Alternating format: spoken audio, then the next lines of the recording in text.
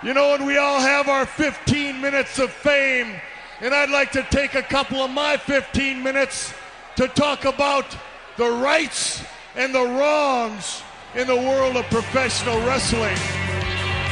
And it is for the WWE Championship. This match is for the ECW World Heavyweight Championship.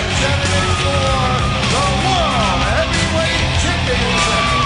The match and new NWA Heavyweight Champion of the world. We appreciate you guys coming out and taking your time to support women's wrestling in America. This match is for the AWA World Heavyweight Wrestling Championship. How you doing out there, folks? This is Mr. Green of the Women's Pro Wrestling Network, and bringing you another edition of the Rights and Wrongs of Pro Wrestling podcast, which, of course, more often than not, is pertaining to, built around, and centered on the women of the pro wrestling industry, which, by the way, there's another interview upcoming with a very sensational young lady that y'all would catch on the independent circuit, Miss Celine Gray. Superhero that you should keep your eyes out for. And that interview is around the corner. But in today's particular podcast, because of all the news that has been coming down as of late, I had to talk about what's going on with Ring of Honor / Impact Wrestling / Destination America. Now, again, more often than not, this podcast and this channel in general is centered towards the women of the pro wrestling industry. But this podcast existed before this channel, and you know it does take on a wrestling-based information from time to time. I try to minimize that just to keep the channel true, but it does take that on from time to time. And this is one of those times. So the first thing that needs to be addressed is probably the thumbnail that you looked at just preceding this video, which stated worst promoter of the 21st century. That was not created under the WPN. The only thing that's on there that was added was the question mark in our logo. No, not me, not the other hosts, not my voiceover artists or the freelancers that have come in to work with us from time to time, provided that actually came out of a pro wrestling forum that I'm a part of, and I like to go into and have discussions with from time to time. Which I actually thought it was pretty funny when I saw it initially. I won't lie, yes, I did find humor in it. I'm not really sure if it's totally fair, but we'll get into that. But I just wanted to clarify that no one in the WPN is poking fun of or taking shots at Dixie Carter or anything like that. That just happened to be the thing, and I thought putting a question mark behind the statement. I don't want to make it a statement. I wanted to ask the question: Is she the worst promoter of the 21st century? I mean, 21st century that's got a long way to go before that ever comes to an end. So the initial answer would be no. But back on track to the whole thing. By now, you should have learned or heard about the jump of Ring of Honor. Well, maybe jump isn't the right word, but the acquisition, that Destination America has for Ring of Honor programming. That has been official. Ring of Honor programming will now air on Destination America, I believe beginning June 3rd, which is basically right around the corner. And they, as of this moment, will act as a lead-in for Impact Wrestling as I guess a 3-hour wrestling block. That was the last bit of information that we heard. Now, I say the last bit of information that we heard because it's like water. It's been constantly changing. It's been very fluid from, I would say, a week ago till now. It's been Destination America is canceling Impact Wrestling in total. Then they canceled all the subsidiary programming that Impact Wrestling had. Then they changed the time on there. Then they said there's been no proof that they've been canceled, or I should say, Impact Wrestling executives have been saying that there's no validity behind them being canceled. And now there's been a memo that's been released, or allegedly released, or leaked, I should say, from Destination America, which was supposed to be a memo of cancellation given to the employees 2 weeks ago, as I am recording this podcast on this day, the 28th of May. And I say allegedly because no source that has been checked into as of yet has verified any of this, or that the memo is still in effect. But I will read the memo just so that you know what's happened, or at least what was assumed to be released. Destination America is not renewing TNA Wrestling next year. While ratings were strong, the audience was not large enough to justify the programming investment. We plan to honor the current contract and continue to air original episodes of TNA Wrestling on Friday nights through the end of the third quarter 2015. When the upfront rate card is released, the Friday Night Anthology title will now be called American Tales, which will be a combination of paranormal and American programming. I hope this is good news, given all the advertisers that included TNA on their DNA list. Now, that end quote, after DNA list, I should say. Now, that was the memo that was, again, leaked out, and we are still at a point of saying that they have allegedly decided not to renew TNA Impact Wrestling, and which is, of course, their right and their option. One of the real stories at this point is this. When this entire thing started going down, there were so many employees, wrestlers, people who exist under the Impact Wrestling umbrella who were just quite frankly left in the dark. And on the defense end of Impact Wrestling, I can understand why they would not want to say, hey, look, yeah, we got canceled. I can understand that.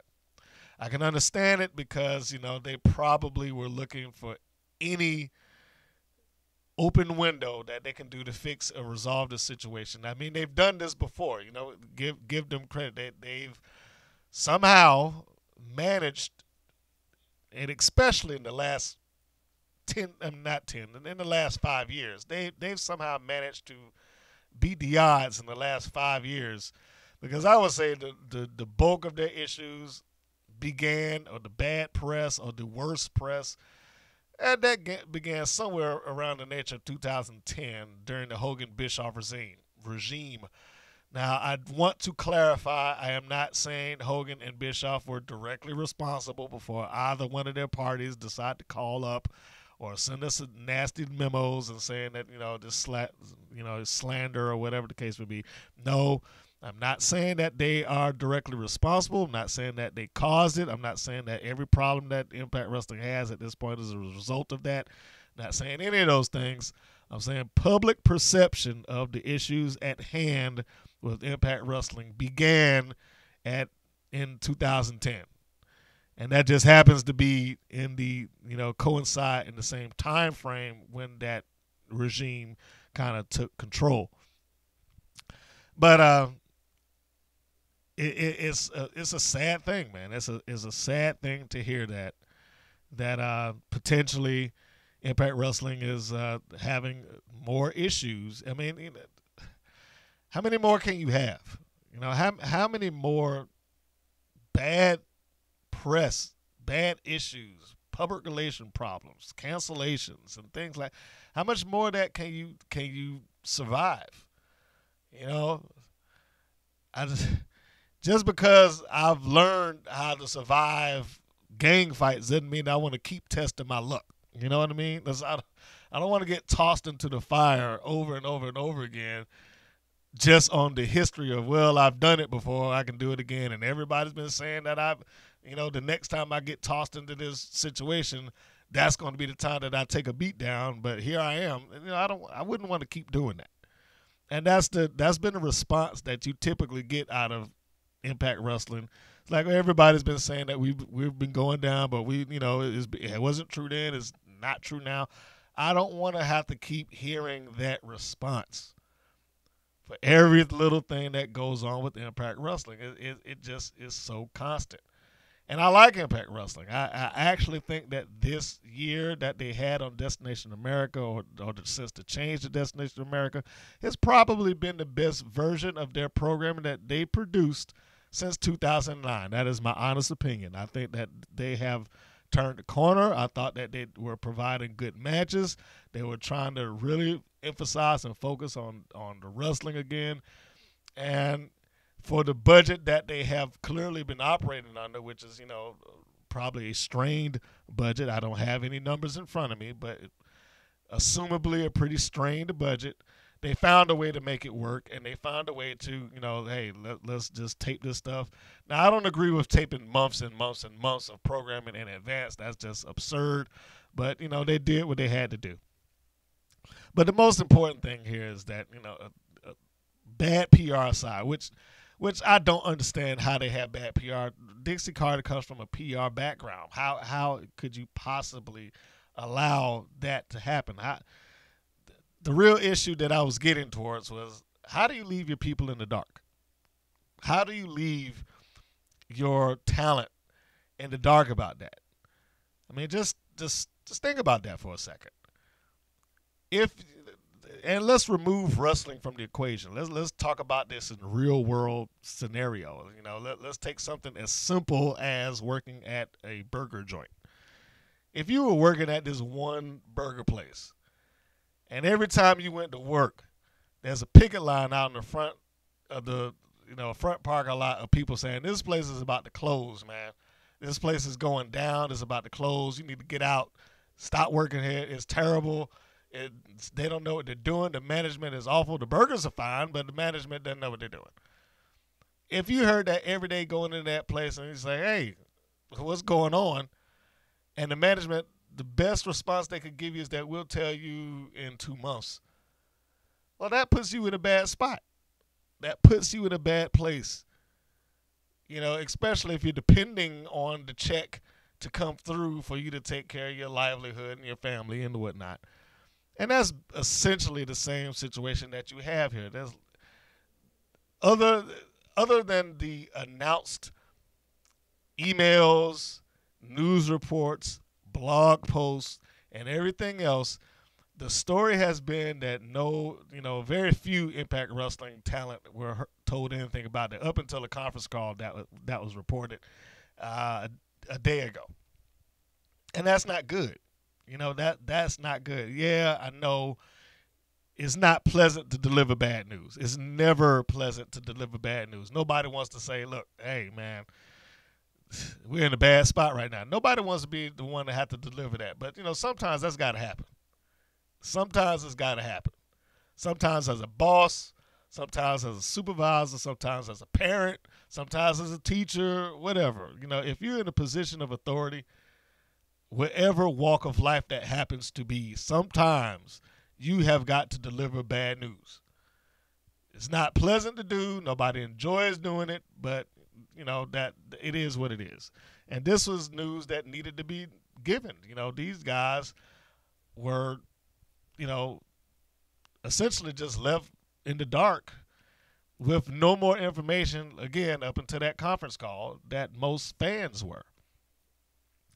So now, the alleged thing was, the last couple of tweets that we saw is that, hey, a lot of the people, Eric Young and MVP, Dixie Carter, and others have tweeted that, everything. They haven't said everything's fine, but they more or less say, hey, it's a good thing to have Ring of Honor come on that channel. More wrestling for everybody else. It creates a wrestling block. Welcome ROH. The only winner that I'm seeing in this scenario is ROH. At this point, they have now become the de facto number 2 promotion in the country. Impact Wrestling has been so smeared in their public persona or their public standing that it's it's hard to take them as the number 2 now. It's hard to imagine them being, okay, well, that's still the number 2. Potentially, especially when Ring of Honor has such a positive momentum going for it. They have Sinclair Broadcasting, so they've got a slew of syndicated slots still available to them. Plus, they have the now nationwide broadcast of Destination America to kind of latch onto. Now, to the best of my knowledge, the syndicated program and the Destination America programming will be the same thing. It won't be 2 different versions of the show, but still, it gives them more penetration. And at this point, as far as I know, it technically gives them more penetration than Impact Wrestling.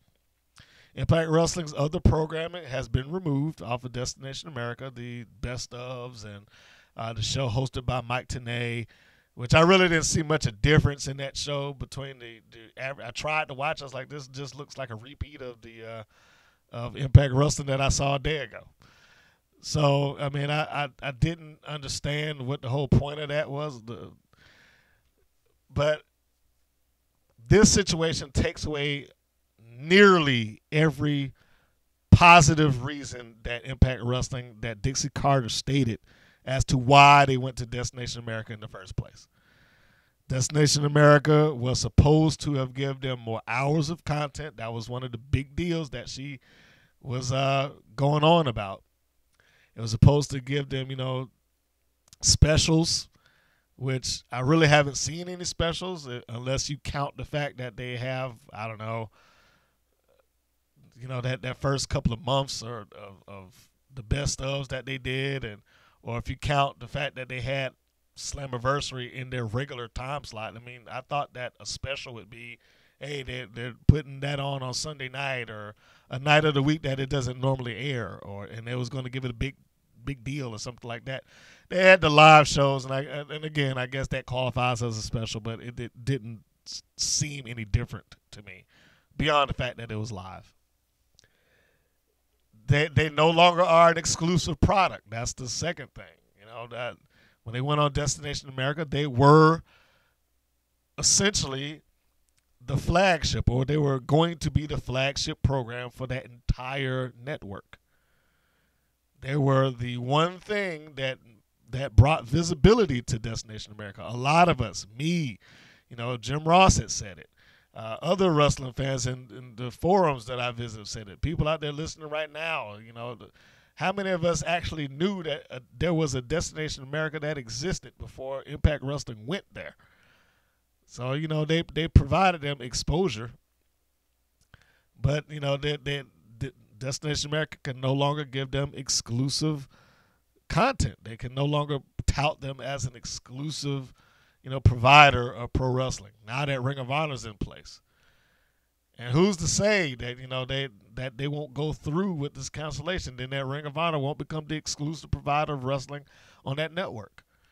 They've already, surmised that Ring of Honor is a less expensive program to produce.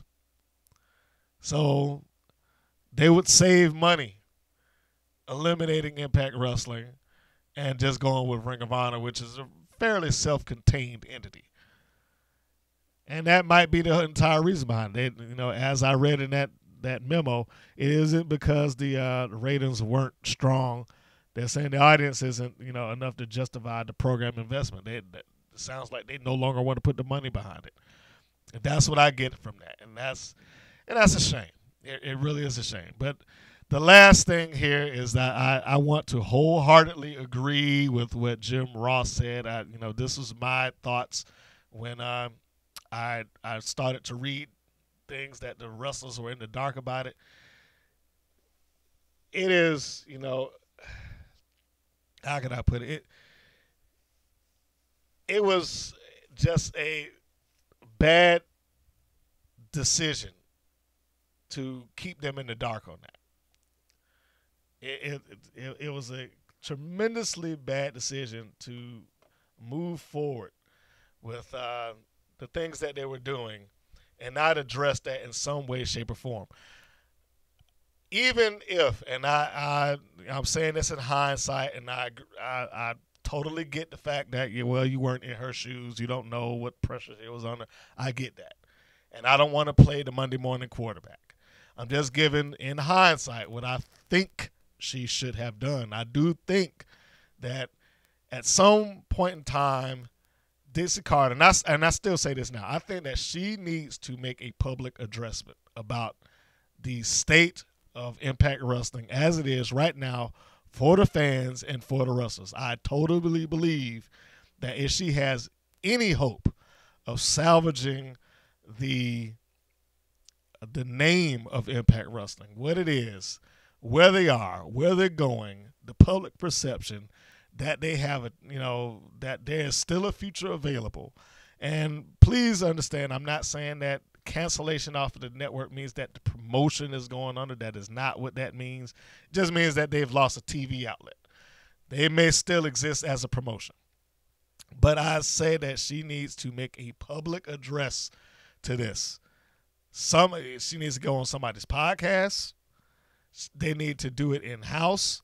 They need to get on a television statement or a radio statement, whatever. They need to do something to publicly state what Impact Wrestling is and where it's going from this point out. And they don't need to mix words. They don't need to, we've been here before. They need to be direct.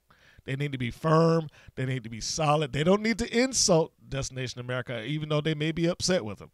But they need to make this thing clear for the people that have supported them, for the fans that continue to support them, for the wrestlers that have fought to try to make that company work. They need to make this thing perfectly clear. That is my suggestion to Impact. And I would so hope that this suggestion makes it to her ears somehow, some way, that she can hear it and at least consider it. At least consider the ideas. Like, you need to get this thing out to the masses, to the public, to whoever is following Impact Wrestling. Because you got a YouTube channel. You have a YouTube channel. If Dixie Carter gets on her YouTube channel, right on the Impact Wrestling YouTube channel right now, and they started to, we're going to do a podcast. We're going to do a full, unbarred no holds barred interview about the status of Impact Wrestling. People will listen. It'll get shared. They'll tweet it out. They'll put it on their Facebook page. The wrestling forums will grab it. It just needs to be put out there. It doesn't need to be left in the dark. It doesn't need to be left floating or something like. And she needs to just go ahead and bite, take this challenge head on, so that people don't keep going out speculating and Impact Wrestling is dead and all the same stuff that they've heard for years and years and years now. The single biggest problem that Impact Wrestling has had, and probably until something changes will have, is horrible press.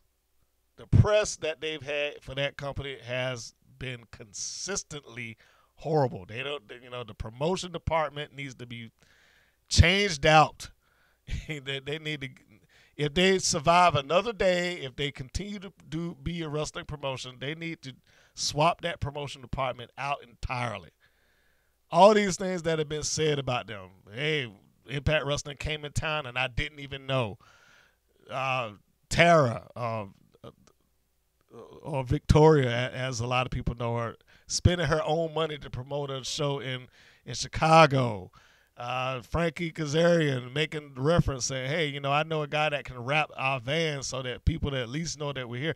All of those things that they have ignored or decided against or just not utilized, this is the time that they need to start doing that. It's small wrestling promotions that at least put their logo on a van or something. There's people out here that are far less than multi-million-dollar companies that have van wraps, or at least wrap your car or something to let you know that Impact Wrestling is there and it's in town. Something. Press has been the biggest albatross that company has, and it just tears their name apart. But in any case, that is my rant on that. I just needed to get that out and share that with people that come on this channel. I am aware that Impact Wrestling seems to be in a pretty precarious predicament, according to the memo. Again, allegedly that they are canceling. We don't know if they're going through with that or not. I don't want to put this out there that is solid or that is positively happening. Every report that I've read has said allegedly. So we are standing and we're waiting and we're watching. But my biggest suggestion would be, unless you are legally bound to be quiet, Impact Wrestling needs to say something. Dixie Carter specifically needs to say something. To address the thumbnail on the offset of this video, do I believe that she's the worst promoter in the world? No, I don't think that she's the worst. Maybe, the most inexperienced, and defaults her into being the worst, in a mainstream sense. There are worse out there. Believe me, there are worse out there. They just don't have a national television platform to illustrate that. But I don't believe that she's the worst, but she's in a bad spot. And the only way that you're going to start fixing this now, you need to just go ahead and address it. Just address it. That's it, folks. That's this rant of the rights and wrongs of pro wrestling. Please feel free to follow us here on this YouTube channel. I promise you, this is I don't want to call it a rarity, but it's a little bit off tracks for me. Most normally everything else that you see on this channel is based on, centered on, and built around the fabulous ladies of the independent wrestling scene. And we will continue to provide that. We have other matches up right now and other interviews and podcasts up right now, including Rock and Roll Roxy versus Pandora. You could catch that. We had the Shelly Martinez interview, which some people would know as Salinas or as Ariel from her WWE Diva days. That was an old interview that we had that's been kind of popped back up. Dementia the Rose versus Aja Super Pereira, the debut of Kiera Hogan. Jessie Belle Smothers. We have matches featuring her, amongst others. If you wondered about one of the old favorites, Miss Lorelei Lee from Glory Wrestling days and from Shimmer days, we have an interview featuring her. That's right, we actually found her. We dug her out, tracked her down, and sat down and had an interview with her, so you can take a listen to that and a bunch of other stuff. So feel free to browse around the channel and have your pick at it. Matches, podcasts, interviews is all there. And subscribe. Subscribe to us and you'll get the notifications. Everything here has been for free. We have our website that's being worked on. I'll pop that on you momentarily. Go check out our Facebook page, which is also Women's Pro Wrestling Network. Make sure that you follow our brand new Twitter channel, which is WPN Wrestling. And it, like I said the last time, it is completely brand new, probably less than a month old at this point. So be sure to follow us there on Twitter.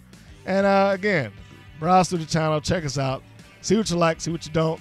Leave us comments, leave us messages, and we appreciate your support. We thank you for keeping this channel alive and helping it to grow. And we will have more stuff for you, and we will check you out later. Be good, guys. Take care.